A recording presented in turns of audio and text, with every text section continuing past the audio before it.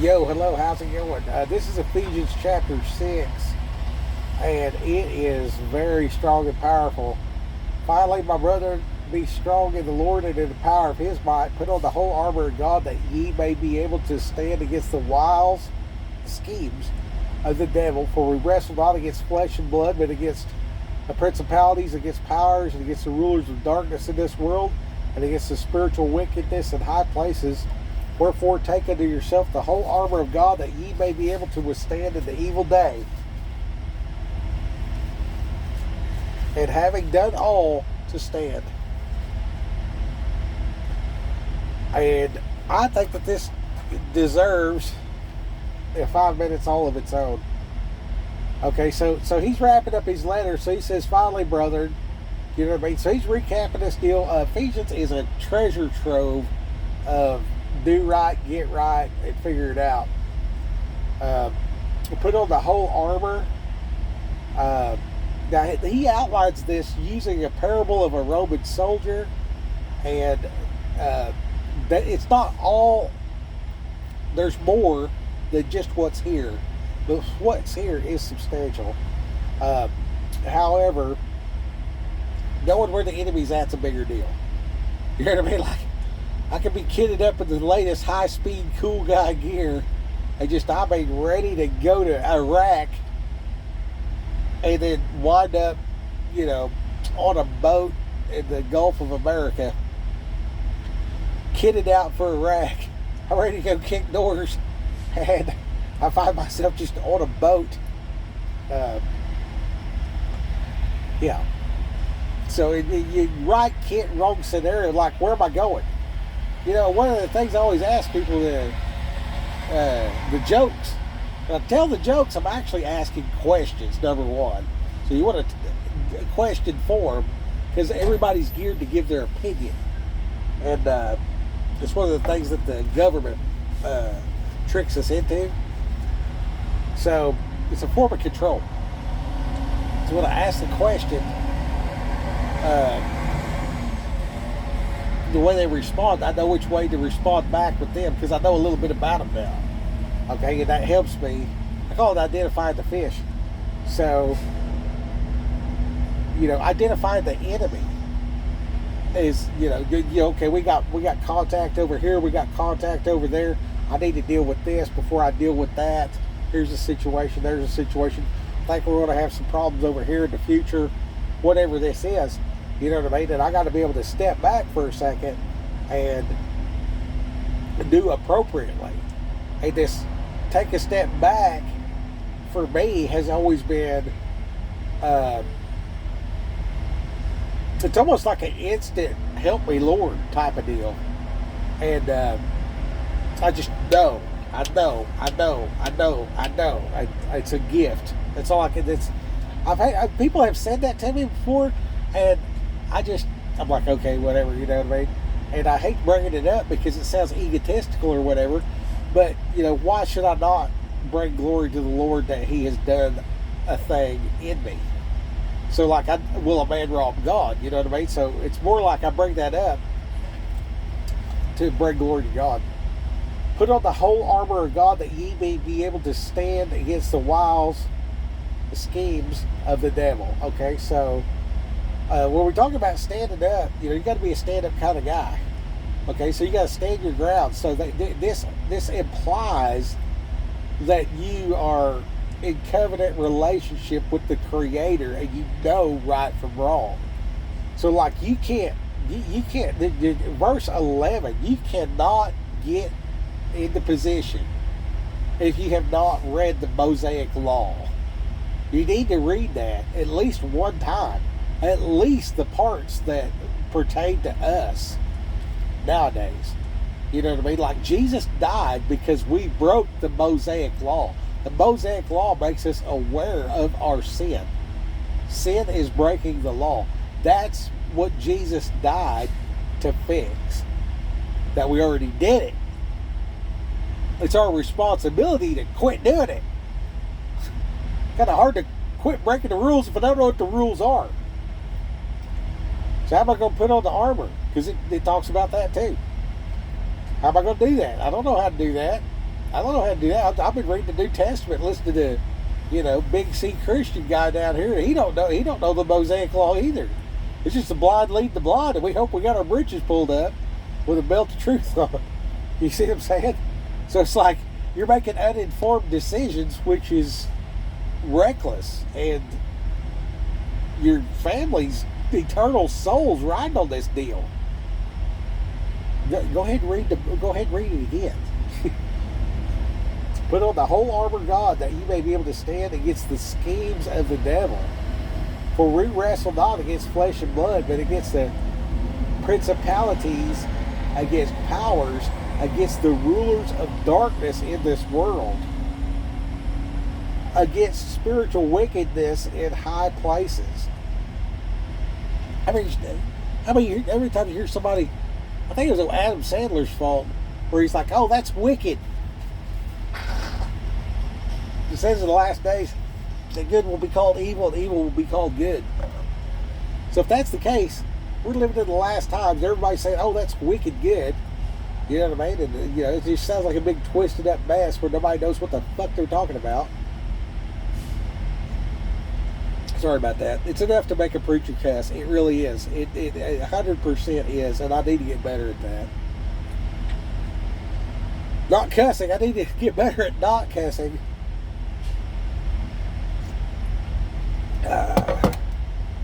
As a part of respect, but I kind of want you emotional while you're watching this. I want you a little offended. For real. Like, the pushover church is not going to cut it. You need to be roughed up a little bit. I seen a guy was in jail one time, and this dude grabbed him by the scruff, picked him up, and he put him up against the wall, and had his feet about that far off the ground, just elevated just enough, and he's got this guy, and he's holding this dude up like this. He's like, "That's right, motherfucker, I get violent." Of all the people that came to that county jail, and then they kept messing up, coming back, going and coming. That guy never came back to jail. Funny how that works. So, for we wrestle not against flesh and blood. Okay, what are we wrestling? Who said we're wrestling? We're struggling with sin, right? So we're not against flesh and blood. We're against principalities. What is a principality? Okay. What is a principality? A big perm. There's principalities in this. You know what I mean? So he was talking about, like, if you get over on me for $20, then, you might take $2,000. Or this other guy over here, he's going to think that I'm weak because I don't kill you. I don't stab you to death over this package of ramen noodles. Nobody's going to pay back the store.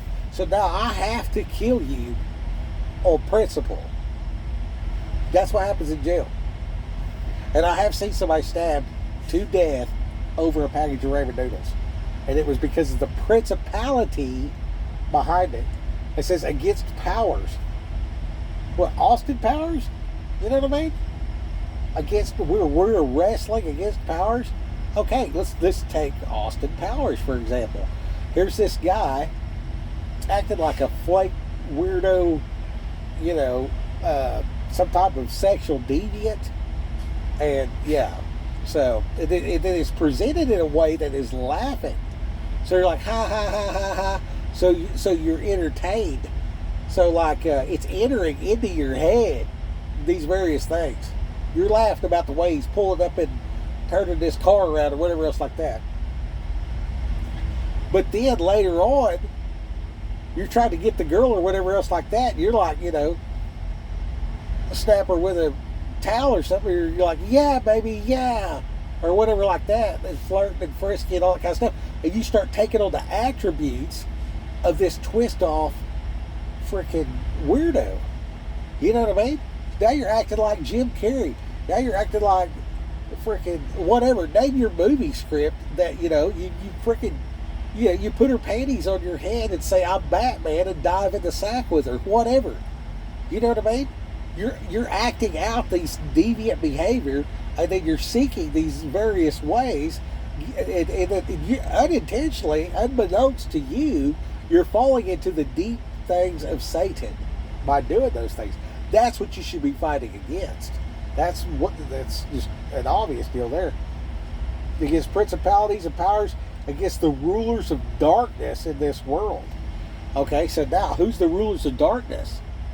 Is this the guy that genetically modified food and then used poisonous chemicals to color the food?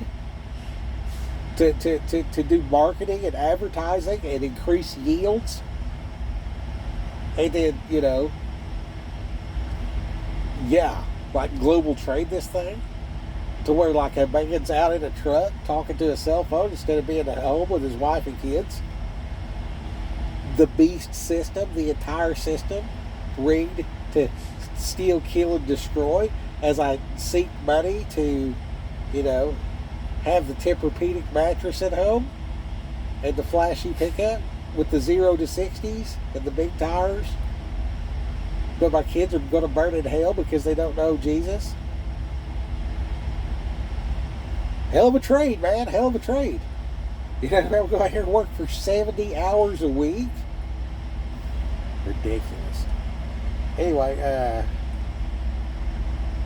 there's room for repentance for everybody. I'm telling you, you can take it to the next level.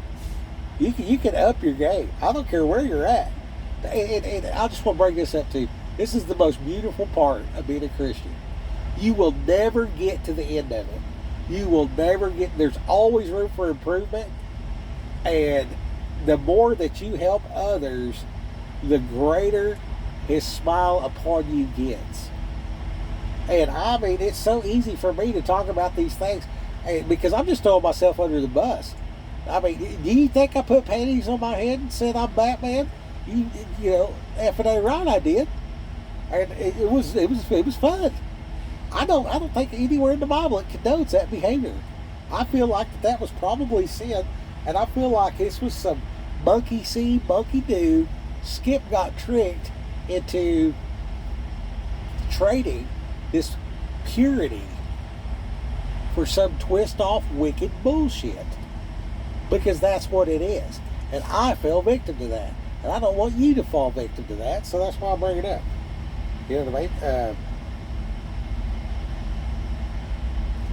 Take unto you the whole armor of God, that ye may be able to withstand in the evil day, and having done all to stand. So how am I going to stand for something? We're going to shut it down here. How am I going to stand for something if I don't know nothing? I don't think you can. So I'm going to say, it goes right back to read the Word and let the Word be your teacher.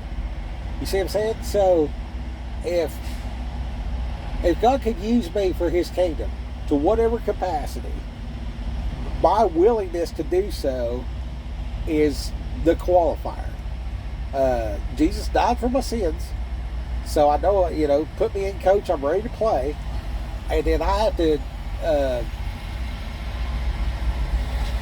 have a certain level of self-control to where I'm walking in graceful integrity, holy matrimony, keeping the bedroom stuff between me and my wife, and maybe some teaching stuff like here, like this is just some examples from the heathen days. And I came home, I've been home for 4 days, and we went out to eat, and we watched a real good movie, Sarah's Oil, and it's about this kid that gets some land and everything, and they find oil or whatever. It's a good movie. And then we had date night a couple nights, you know what I mean, and we played cards last night.